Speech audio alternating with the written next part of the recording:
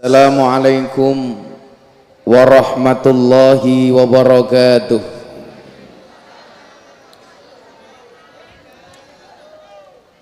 Alhamdulillahi rabbil alamin. Assalatu wassalamu ala ashrafil anbiya wal mursalin Sayyidina wa maulana Muhammadin wa ala alihi wa ashabihil mujahidin at-tahirin, amma ba'du.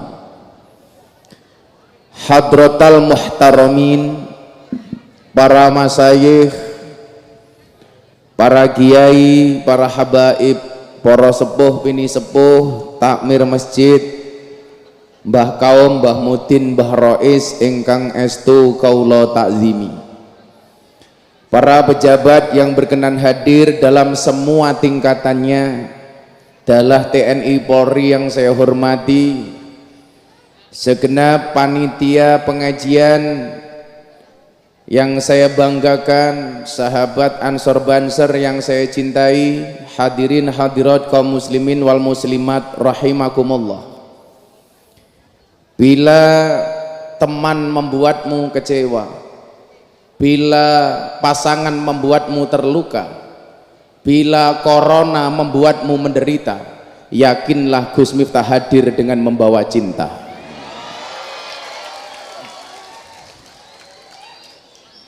Cinta yang kita rasakan adalah cinta yang halal, sebagaimana cinta antara seorang suami dan istri, bukan cinta orang yang berpacaran.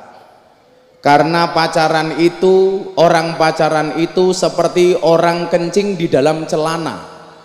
Maksudnya apa? Semua orang bisa melihat tapi tidak bisa merasakan kehangatannya.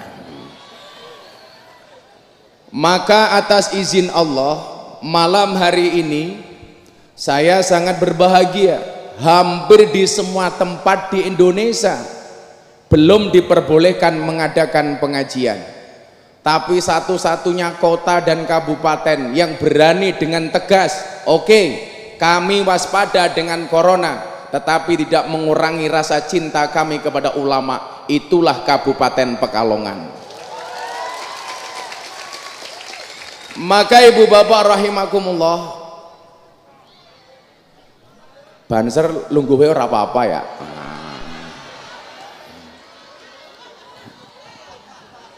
Lemu ngadep jagung bae. Banser duduk aja nggak apa-apa le. Pak polisi ini ya pada baik ya. Inyong curiga karo polisi ini ya. Kenapa pakai masker? Apakah karena takut dengan corona atau merongos? Ya ini kayaknya.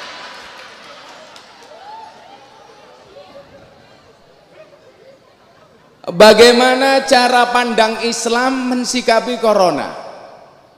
Kita lihat Al-Baqarah ayat 155. Bagaimana kemudian Allah mengatakan walanabluwannakum bisyai'im minal khauf wal ju' wa naqsim minal amwal wal anfus wath thamarat wa basyiris sabirin. Kayak cangkemnya ngapa ya? Monggo yang di sana duduk aja nggak apa-apa. Kalau kita lihat ayat ini, manusia itu nggak akan pernah lepas dari ujian. Semuanya diuji oleh Allah. Tetapi ujian yang diberikan oleh Allah ternyata dalam Al-Baqarah 155 itu bentuknya apa? Bisyai, dengan sesuatu yang amatlah kecil. Artinya apa?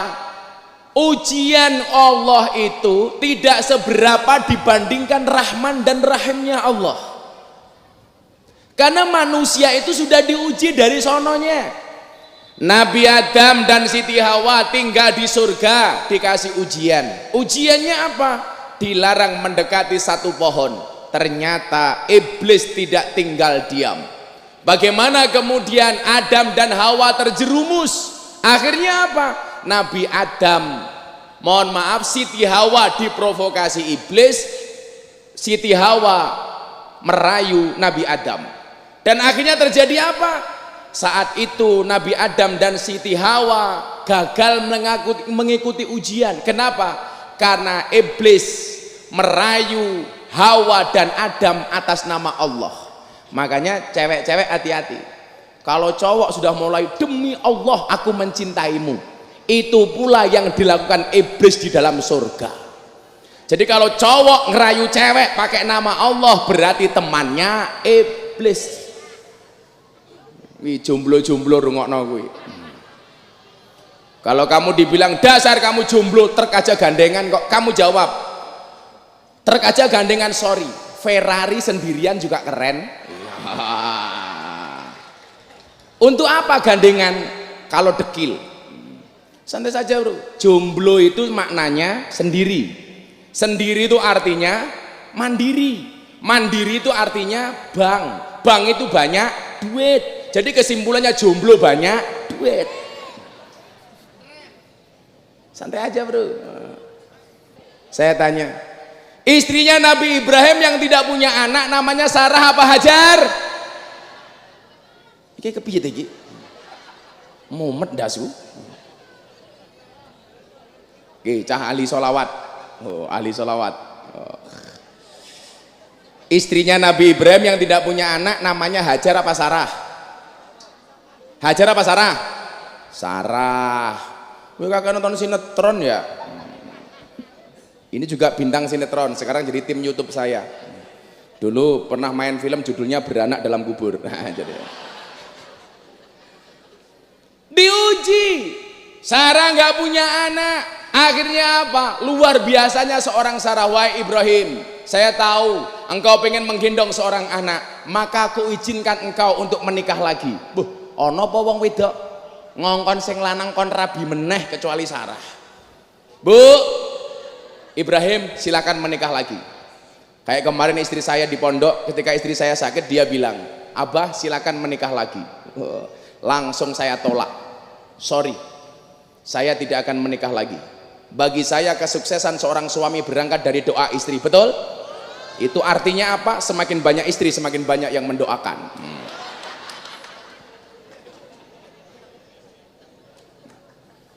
Enggak Le, kalau saya punya prinsip lain. Di balik kesuksesan seorang laki-laki akan ada banyak mantan yang menyesali. Kok aku ora sida karo Gus Miftah ya? Matane. Ini sudah diuji oleh Allah. Dan apakah ujian sampai di situ?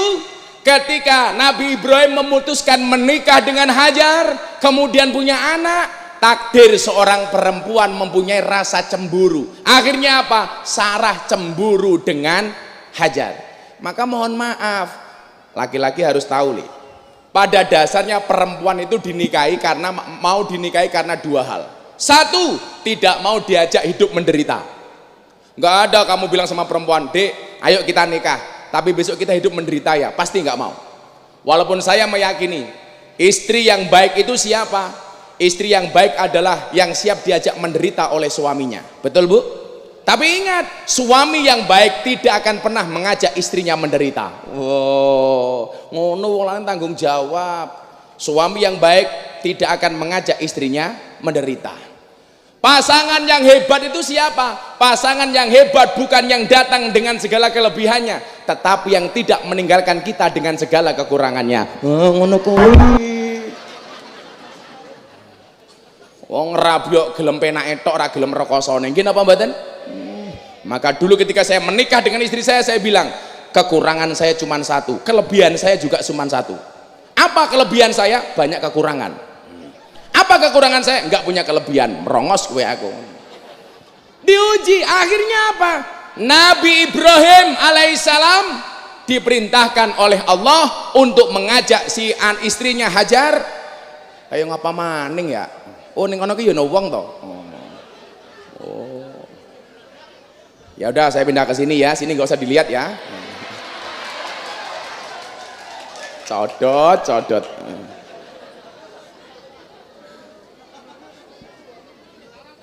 Duduk Bu, duduk. Kuwi ngono. Ana wong lanang wedok nyelempet dewek ya. Mulih meteng keprimen. Iki yang ngono wis tua jilbabe pink, alah alah alah.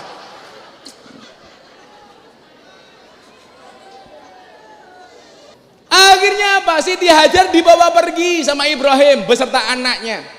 Ini kembali ujian dari Allah. Tapi ingat, orang-orang yang dengan ikhlas menerima ujian dari Allah pasti akan mendapatkan kebahagiaan yang luar biasa. Kalau tidak ada sejarah Siti Hajar, Ismail dan Nabi Ibrahim pergi ke kota namanya Makkah, barangkali nggak akan ada cerita Makkah yang bisa kita saksikan hari ini. Artinya apa? Ketika seseorang menerima dengan ikhlas semua bentuk ujian dari Allah, di akhir ayat itu Allah mengatakan apa? Wa basyiris sabirin, berikanlah kabar gembira bagi orang-orang yang bersabar. Contoh begini, kamu jomblo kok bisa ngempet, nggak pacaran, begitu kamu menikah, ya Allah, demok tangannya wis seneng li tak kandani. Tapi kalau sudah tiap hari pacaran, belum menikah sudah goncengan kemana-mana, bahkan menikahnya kayak nyuwun sewu, kalau naik motor kayak boncengan ransel, pelek, lanangnya begitu mudun saka motor boyok kayak jebol kabeh. Itu begitu menikah nggak indah. Maka kalau kamu dibully dasar kamu jomblo, kamu jawab sorry, aku jomblo bukan karena nggak laku, tapi karena memang nggak ada yang mau. Keren. Kita diuji dengan apa? Corona ini hanya satu bentuk ujian. Ujiannya apa? Minal khauf, rasa takut. Jomblo takut nggak bisa menikah, santai. Allah menciptakan manusia berpasang-pasangan, betul? Itu artinya apa? Kalau kamu tidak punya pasangan, jelas kamu bukan manusia.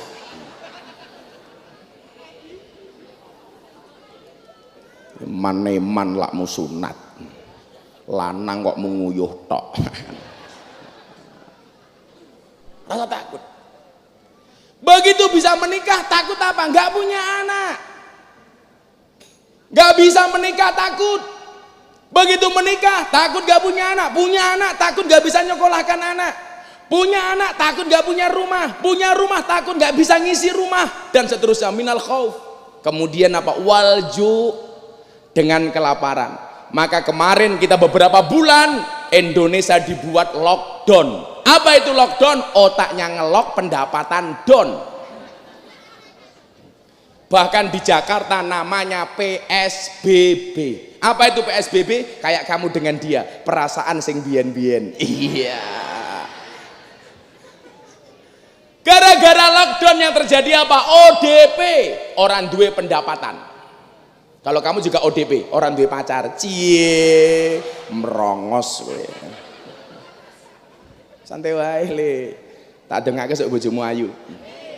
Rondo anak 15.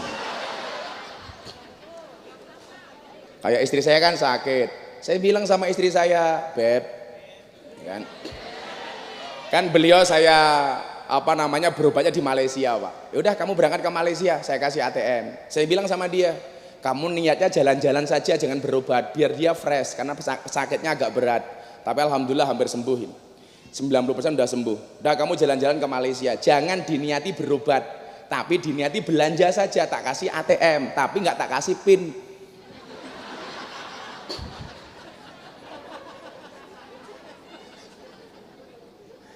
Akhirnya istri saya berobat, Pak, alhamdulillah sekarang sudah 90%, pengobatan hampir 1 tahun. Dari Malaysia sampai Malaysia lockdown, akhirnya kembali ke Jogja, dan alhamdulillah sudah 90% istri saya sembuh. Alhamdulillah.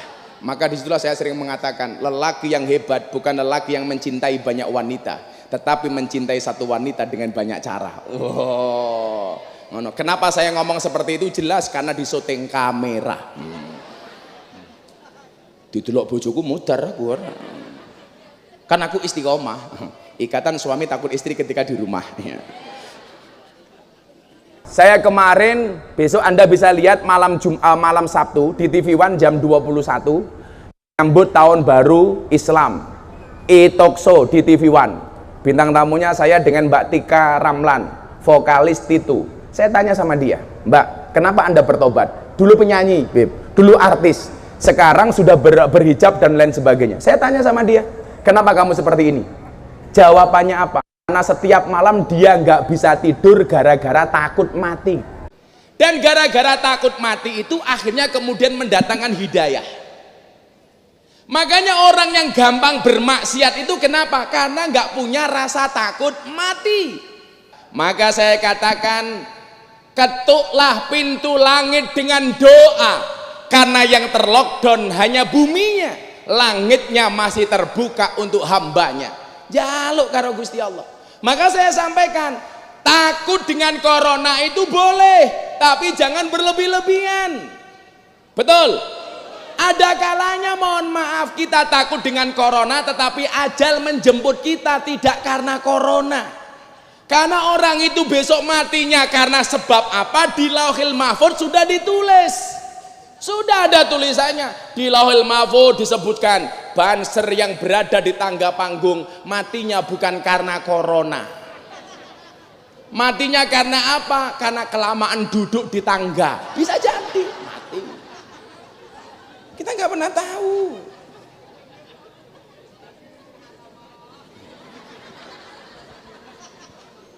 Masih rai jomblo ya. Insyaallah teorinya anaknya Nabi Adam, Qabil dan Habil. Anaknya yang ganteng dapat istri yang jelek. Anaknya yang jelek dapat istri yang cantik. Kan raimu elek, toh? Insyaallah sesuk bojomu remuk. Tapi juga lucu, kemarin pada protes sama pemerintah. Kita protes sama pemerintah, kenapa kita nggak boleh ke masjid? Kenapa kita nggak boleh pengajian? Saya cuman tersenyum, malah cangkemmu lele. Wingi ora corona ra gelem mangkat ning masjid. Mbasan saiki dilarang kowe protes. Ndobos. Kuwi jenenge Tony Boster, watonmu ni ndobose banter. Nyatane sekarang boleh ke masjid, masjidnya tetap sepi. Jadi wong kok anane mau golek-golek salahe pemerintah, tok kuwi cangkem bosok. Kayak hari ini di Jakarta muncul kami, apa itu Pak? Koalisi aksi menyelamatkan Indonesia. Sing mau selamat iki ora usah Indonesia, raimu dhewe iki lho slametno. Betul? Saya mengatakan begini, saya sama dengan Habib Lutfi, guru kita semuanya. Saya milih Pak Jokowi. Dan saya mengatakan, memang pemerintah masih banyak yang nggak beres. Tapi bukan berarti kemudian kita menggunakan cara-cara yang tidak legal untuk menjatuhkan presiden. Betul? Lah pemerintah urung apik, ayo didandani bareng-bareng. Lah kowe ngatur raimu dhewe ra iso kok pengen menyelamatkan Indonesia, matamu. Kalau bahasa saya dulu apa, cangkemmu nur. Ketika saya kemudian podcast sama Mas Deddy Corbuzier sama Boy Rafli, saya bilang, mohon maaf, mumpung ini orang seneng ngaji, ingat, orang yang salah pergaulan itu lebih gampang dinasehati daripada salah milih pengajian. Makanya hati-hati kalau milih pengajian. Supaya apa? Carilah ustadz yang ramah, carilah kiai yang menyenangkan, bukan menakutkan. Carilah kiai yang mengasihi, bukan yang nakuti. Sehingga kemudian kita bisa hadir kepada Allah dengan ramah dan menyenangkan. Maka mohon maaf, harusnya yang diloske adalah ibadahnya, jangan maksiatnya. Itu namanya losdol. Losdol dan lanjut lehmu maksiat.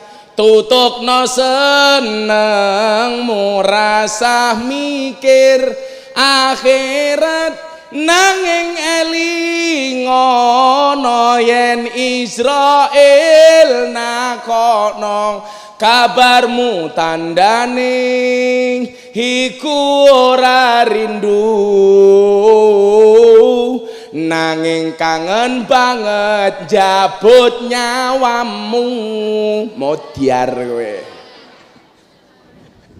isa nabwira kowe. Kira mbadok bahaya mangan bahaya.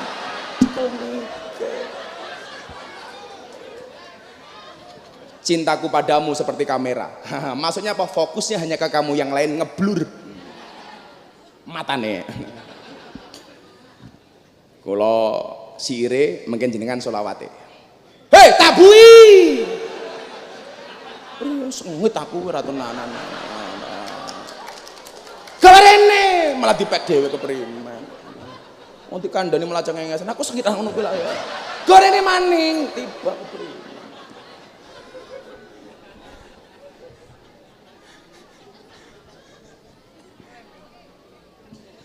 Los dang lanjut lemu maksiat tutukna senengmu rasa mikir akhirat nanging elingono yen Israel nakono kabarmu tandaning iku ora rindu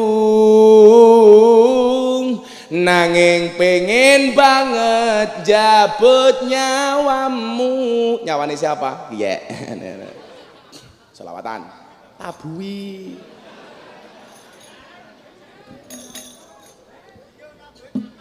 bisa para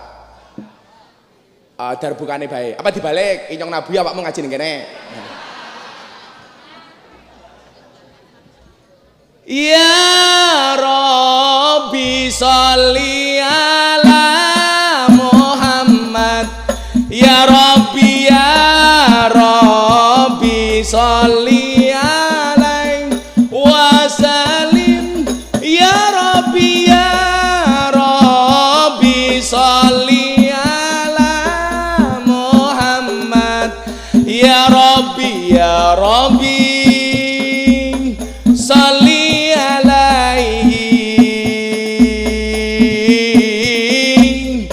ya Rabbi sholli alaihi wasallim. Hop cangkeme banter muni mandek ini goblok temen ya wong nyongke meneng malah gebak.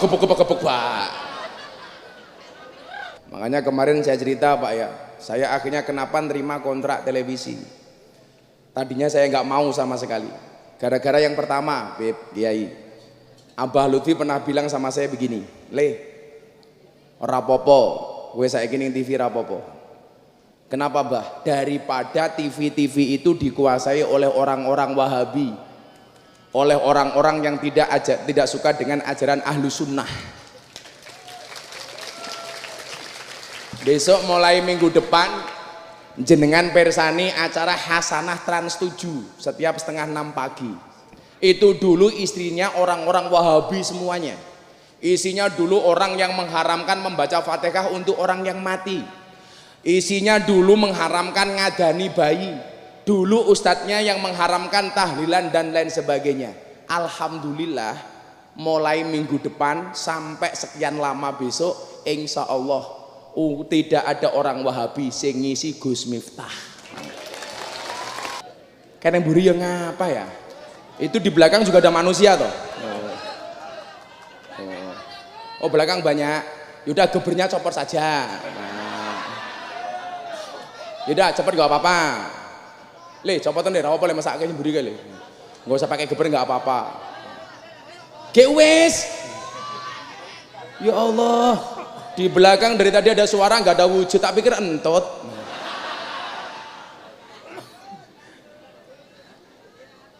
Copotan apa le? Benar ribut baik. Ternyata banyak orang di belakang. Alhamdulillah nanti setelah background kita copot pengajian selesai.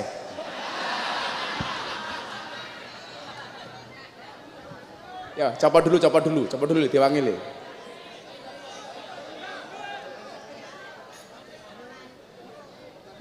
Tapi kan tadi ada suara nggak ada wujud Saya jadi ingat lagu saya yang dulu itu. Sun sembure semiki Mas Yota udan jero ati ana suarane rana wujute ento jenenge Lele dicopot bae, dicopot ada yang naik sana dicopot sana enggak apa. Itu jendela copot kayak itu. Daripada ribut. Tarian bareng-bareng lah copot.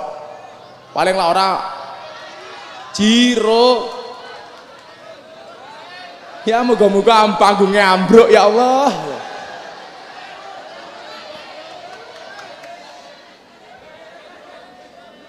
ekstrim banget mau Pekalongan ya. Ih, wedi aku.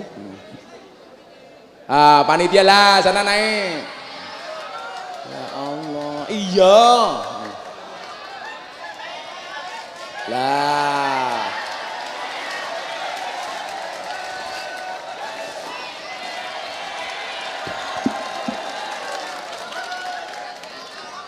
Wong kok anarkis temen ya. Oke temen ya. Hei Pak Polisi. Muah. Polisi ini semangat temen ya. Polisi ini pinter, jaganya jejak bakso karo bodak badok bae. Lanjut. Ya, awas ribut meneh awas. Ndas mrene wae rasa rono. Mau kemana kamu? Oh ya. Makasih ya Mas. Muga-muga mulai bojomu meteng ya. Orang duwe bojo? Oh, mesake. Jomblo ini. Enggak apa-apa. Ya, duduk lagi, lanjutin. Shallu ala Nabi Muhammad. Tangane diangkat sareng-sareng nyuwun kalian Gusti Allah. Hasbi Rabbi Jalallah. Cukuplah Allah sebagai penolongku. Ma fi qalbi khairullah. Tidak ada sesuatu pun di dalam hatiku kecuali asma Allah. Amin. Nur Muhammad sallallahu, cahaya Muhammad yang Allah berselawat kepadanya. La ilaha illallah. Tidak ada Tuhan kecuali Allah. Shallu ala Nabi Muhammad. Hasbi Rabbi Jalallah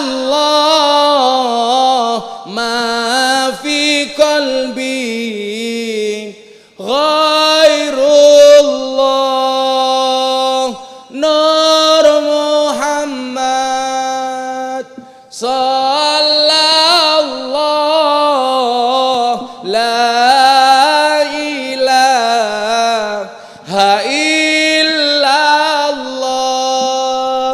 Hasbi Rabbi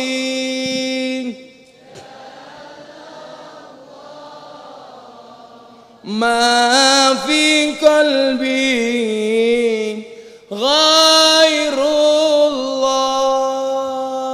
Nur Muhammad sallallahu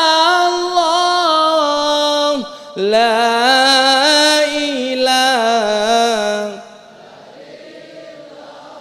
yang lebih khusyuk.